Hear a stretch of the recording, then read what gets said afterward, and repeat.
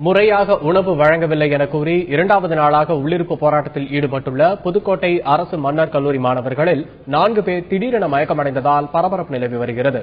புதுக்கோட்டை அரசு மன்னர் கல்லூரியில் படிக்கும் ஆதிதிராவிட மாணவர்கள் 250க்கும் மேற்பட்டோர் அங்குள்ள ஆதிதிராவிடர் நல மாணவர்கள் விடுதியில் தங்கியுள்ளனர்.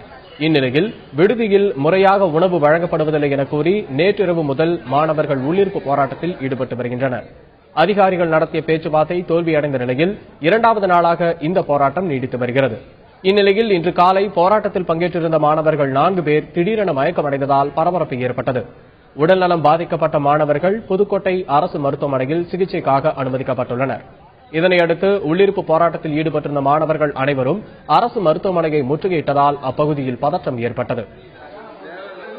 4 பேர் அட்மிட் ஆயிருக்கோம் சாப்பிடாதனால. நேற்று ஒரு நாள் இன்னைக்கு ஒரு நாள் உண்ணாவிரத போராட்டம் நடந்துகிட்டு இருக்கு.